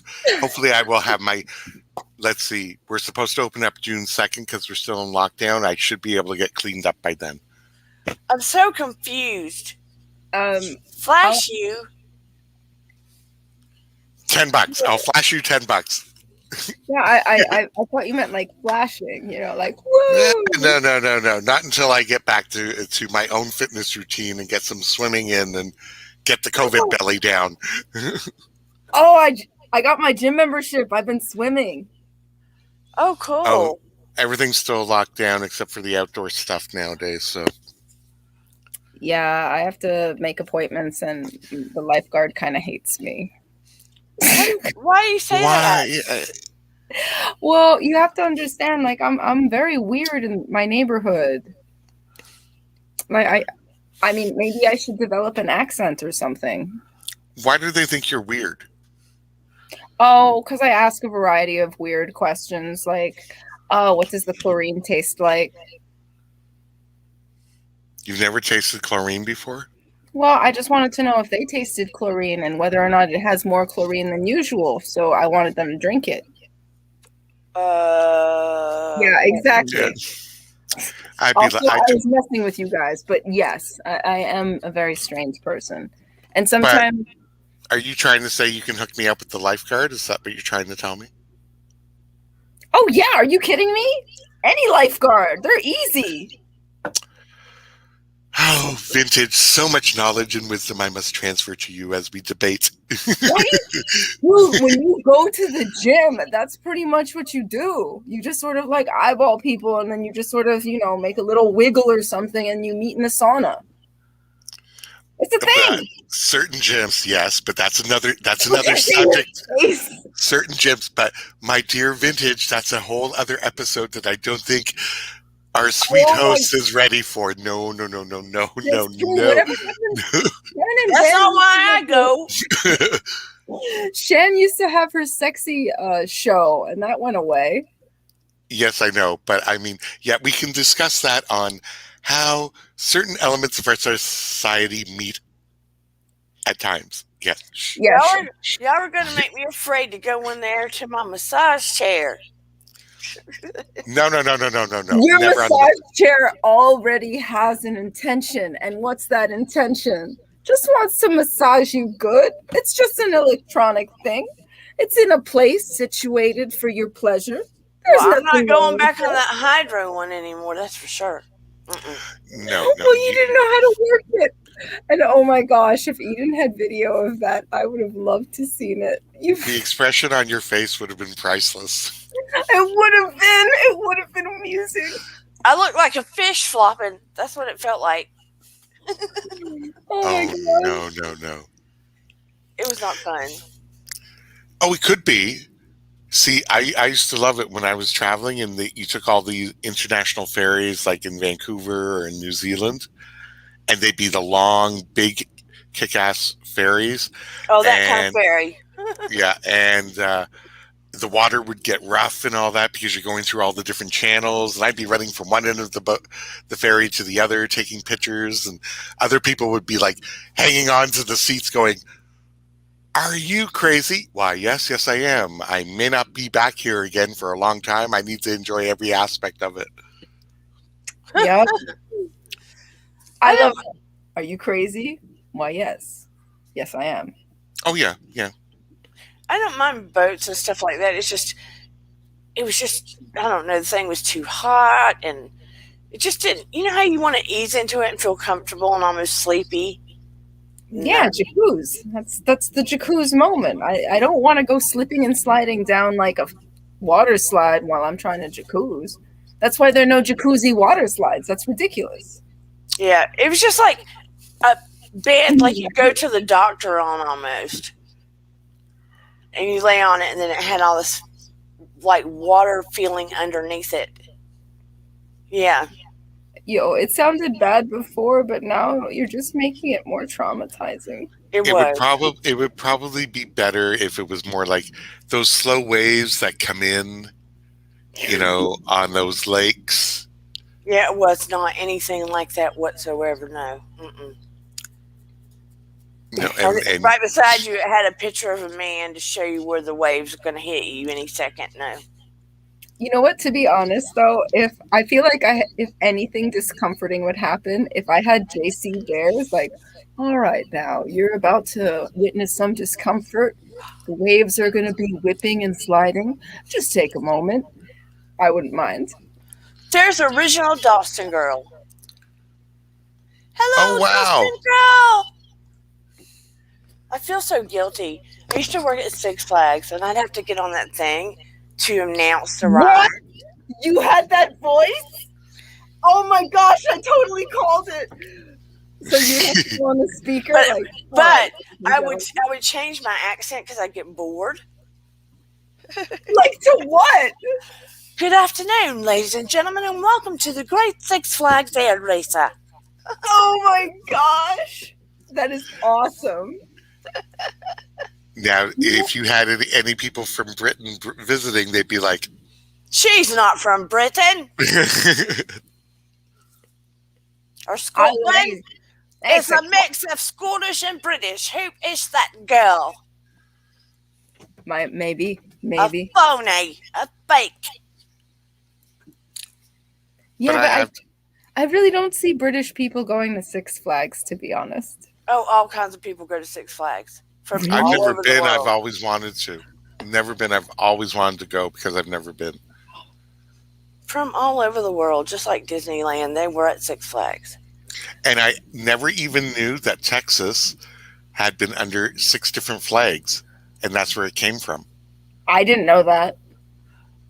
Oh, Adam says, try coming to Philadelphia. It's supposed to be the city of brotherly love.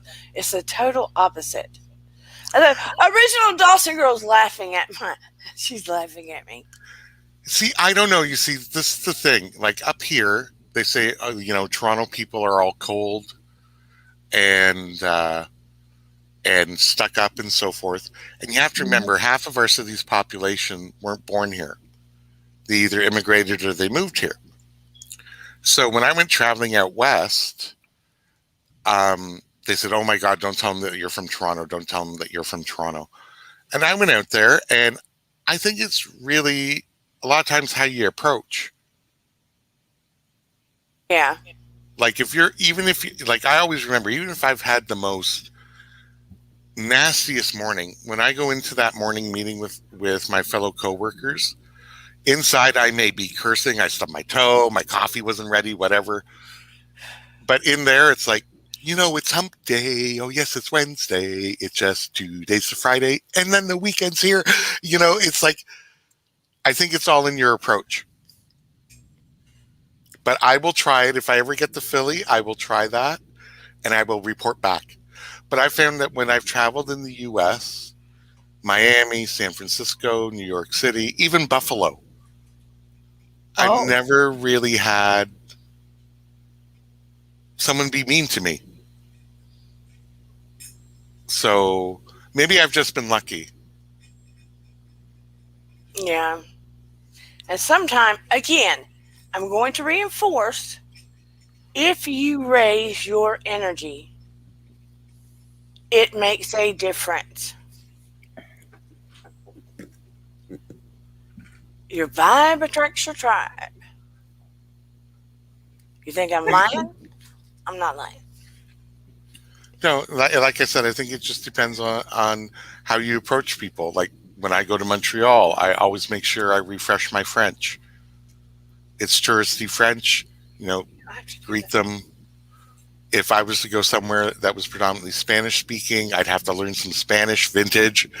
Dana, I'd have to learn some Spanish because I think it would be like, Pero eso, por ejemplo, eso es un cosita muy importante, porque Spanish, for example, my Spanish is Chilean. Every Dominican and Puerto Rican in my neighborhood knows that I am not Puerto Rican and Dominican, porque yo dice un poquito, solamente un poquito pancito. You wouldn't have to learn Spanish for my benefit. Like, I get criticized instantly because I don't speak like no hood. I'm from north of the border. I don't speak like from hood, but if I was in the store, I'd say hola and hello. Yeah, I say hola and hello. Everyone in my bodega knows me. They know me very well. I'm friends with everyone in my neighborhood. My problem is when you just go like 4 blocks over, because New York City is just like that. Like, your neighborhood is your neighborhood, and that's your hood. You can go a couple of blocks over, and then all of a sudden it's just like, who the fuck are you? Or sorry. Hey. Sorry. Like, who are you? And then instantly it becomes aggressive because they don't know who you are, and then they start to antagonize you to assess where you are on a status. And that's something that's very integral, I find, in cities. And that's what's unfortunate.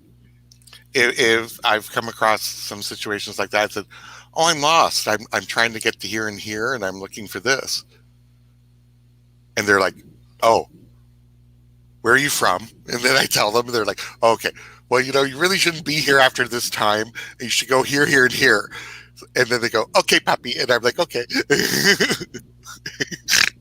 Well, even in Toronto, when I was in Chinatown, I was around there around 3 a.m. or something like that. And I had my stepfather with me, and he was trying to smoke a cigar, and you can't smoke on the streets. And he was just looking for a park or something like that. And both of us, we obviously looked like tourists, and the neighborhood did look a little aggressive. So when I get confronted with aggression, I get aggressive back. Mhm. And then they walked off because you don't want to mess with a hyena. When I was working in Atlanta, and I was working at it was called Riches in downtown Atlanta, and you had a dress night. It was one of the, you know what I mean, one of those larger department stores. When I was like way before marriage and kids and all that stuff, and I was waiting for the bus, standing on a corner, dressed nice, and a couple of rough gangbangers came up behind me, and I just stood there. I stood my ground and kept my composure, was nice, kept my confidence, and they were like, "You're an undercover, aren't you?" They kept accusing me of being an undercover cop. See, Oh, wow. that's actually really interesting, and I bet you owns that situation. That's cute. Why is that cute? I don't know, because if you're opening up the conversation and you're just listening to the person, and here's some gangbangers and they think you're a cop, right? But I'm sure they didn't do anything to you because they were like, "Oh, whoa, what are you doing here, man?" And they were just like, they were feeling me out. They said, "You got to be an undercover cop." I just didn't answer them. I just said, "How you doing?" They said, "You're an undercover cop." I said, "I'm waiting for a bus." "You're an undercover cop." And I just left it like it was. Yeah. That's awesome. Now, were you praying for that bus to get down to that stop? Yep.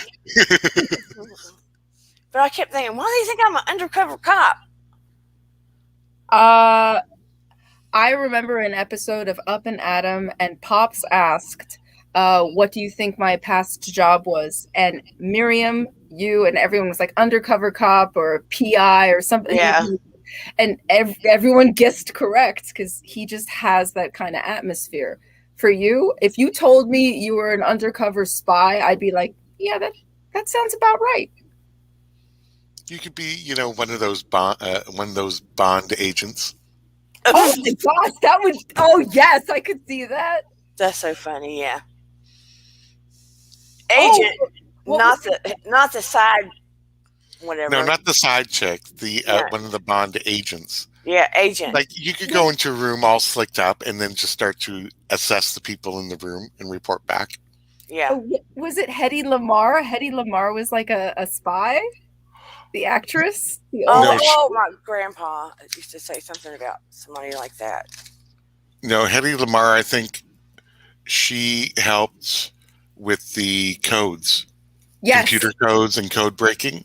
She wasn't just an actress. She actually had like a very analytical mind. And so she was part of a team that helped with developing codes, computer codes, and that type of item. Hang on, I'll Google, you talk. Yes. Google. Yeah, it was even in Blazing Saddles. Hedy, not Headley. Oh. Dana 008. Is that what she put? 000 double? Yeah, oh my gosh, Paranormal Witch, yes. Yeah, Dana 008. She will be. I can totally see that. I'm telling you, if you told me you were a secret agent, I'd be like, yeah, that makes perfect sense. That's so funny. Here it's stated, at the height of her film career in the midst of World War, Hedy invented the basis for all modern wireless communication, signal hopping. Cell phones. Mm-hmm. Wow. Yeah. That's cool. So Dana 008, we're sending you in to survey all of the people in the room. You have to assess and come back. That would be interesting. I wonder if we have double agents anymore, or 007s. Oh, I think so. Maybe not to the same caliber that they were, but definitely. you know they're reporting that aliens are real now. Wait, what? What's going on now? What happened? They're saying aliens are real. Yeah, since when? I thought they were always real. Well, we've always known that, but they're just now realizing that, right? Oh, I got it. Oh, sorry. Some folks are a little slow on the uptake, I guess. But yeah, like, oh, aliens are real? Yeah. But Marcy, isn't that what the government are finally admitting to now? Aliens are real. Well, mathematically, in this universe, I hope we are not alone. Yeah, that wouldn't make much sense. To say, that's kind of like saying the world is flat. Oh, we are Earth. We're the only human. Well, let's not say human. We are the only intelligent living creatures in the whole universe, even though there's probably 1,000 planets or more. Or more and more and more. Oh, God, yeah. So that'll be interesting, what we'll learn next. I find that kind of funny. Like, but you know what? Social media on YouTube probably found some evidence, and they're probably having to admit it now. you know what? I was thinking the same thing. My friend sent me some video of in Chile. It looks like a flying saucer. 'Cause she lives right near the mountains, but she filmed it and she just sent it to me on like WhatsApp. So it wasn't like a YouTube situation. She's like, yeah, I saw this weird star that looked like it was moving organically. And I looked at the video and was like, oh. And I can't knock it because it was my cousin. So, you know, I can't betray family. Margie just said there are too many videos captured by cell phones, so they can't deny it. We were at the beach a few years ago. Stephen and I were on the balcony. We were looking at the stars and everything, and we saw 3 stars that looked really bright, and they seemed to be in a pattern, and they were kind of, all of a sudden they looked kind of hovery, and they got real bright, and Stephen was like, do you see that? And I'm looking at it, and they looked brighter, and then all of a sudden they went from hover to like move, and we were like freaking out, right? And we see this at the beach. And we have not forgotten it till this day. So we knew it had to be something. We didn't know if it was like something the government was doing or, you know. Yeah, I do the same thing. I'm just like, oh, it's just government testing. And then I look at it again and I'm like, that doesn't, like, things don't fly like organic matter. It looked like a firefly, but like in space. But this like went from stable to fast. Yeah. Yeah. Same thing. Like that doesn't happen. Well, unless it is government testing, in which case allegedly aliens don't exist. And yeah. Oh my God. What? Oh no, don't be covering your face. You're not going out. Oh wait, you don't have to wear masks anymore. Yeah, I do. Are you kidding me? I don't want anyone breathing up on my space. I wear my, like, you, I am a naturally anxious person. Wearing a mask, I love it. I love it. You don't need to see my face. I can look creepy like a ninja. It's amazing. What about Halloween every day? What about you, Dana? Do you have to wear masks down? They're starting to say that if you have gotten both shots, that you won't have to, but certain stores can ask you to if they want you to. But I don't have both my shots yet. I only have one. Are you required to prove it? Yeah, you have a card. Oh, okay. You have a card? Yeah, they give you a card. That's interesting. Yeah, I haven't gotten vaccinated yet, but I have my appointment next week. I'm not gonna lie though, I'm kind of anxious. The first one's not bad. I have my second one next week, and I'm a little concerned, but we'll My see. first one, I had Moderna. I was tired for about a week. Had about a day with a slightly higher fever, and then I was done, along with the sore shoulder. That's what happened with me. What about the I was second? I haven't been scheduled yet, so Oh yeah. when I went to see my doctor today, they said she told me by week 11 start to get on their case about your second appointment Okay. because the vaccinations are now coming in plentiful up here. So we're about at 65% with first shot vaccinations in my city. So Gotcha. Well, troops, I guess we better round up. I still want you to keep in mind about how your thoughts affect your behavior and try to do some discerning. and Vintage, when I come down to New York City, we're definitely going to be getting together, and you're going to have to take me to all these places because I haven't been yelled at in such a long time. It'll be fun. Oh my gosh, you're in for a treat. Yay! We'll have fun. We can annoy everybody. I can be like, oh, don't mind her. And they'd be like, dude, you got to get out of here. Yeah, actually, I think it was Adam. He mentioned Philadelphia. I'm kind of curious. That's not that far away. Maybe I just need a vacation from the city. I'd love Don't to see we all? Philadelphia. I'd love to go to Boston and get some fresh seafood. Oh, I love it too.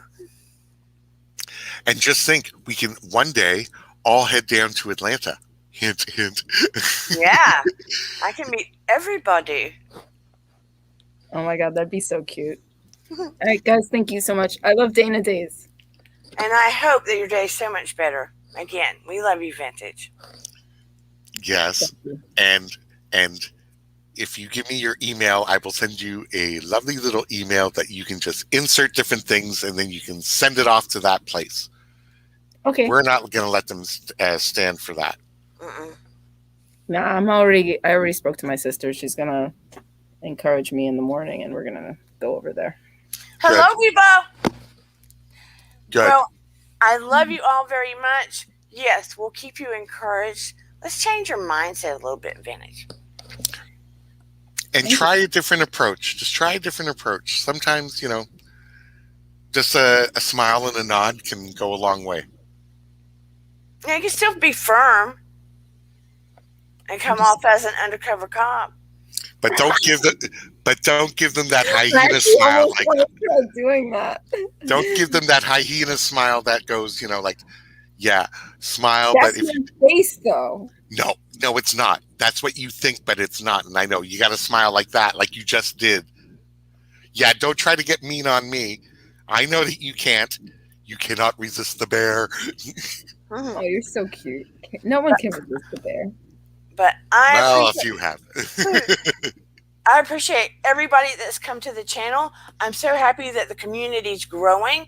Everybody, if you want a certain topic, if you want to have a day where on occasion, even if it's once a month, where we dive deep into trying to solve a crime or look at a crime, I'm open to it. What? Yeah. Oh my gosh. Are you talking cold case or something that's been done and resolved? It could be either. I am interested in cold cases though. Oh, okay. But it could be where your interest is. Where your interest is. I'm with you guys. Oh, I love you so much, Shan. Thank you. But let me know what you think. If you're interested in wanting to know books to read for yourself, put it below. Comment below, people. You are this community. Thank you for helping me grow. Last time I looked, it was 170. Please like and subscribe. Thank you for helping us do the butterfly wall we're trying to. I posted where to donate, and I will see everybody on Saturday. I don't know the topic yet, but please remember, Your vibe attracts your tribe. I love you so very much. And thank you for coming to Dear Dana. Bye, guys. Thank you for having us. Have a great night. Bye-bye. And we are out. Here we go. If I can find it. And I did. Bye.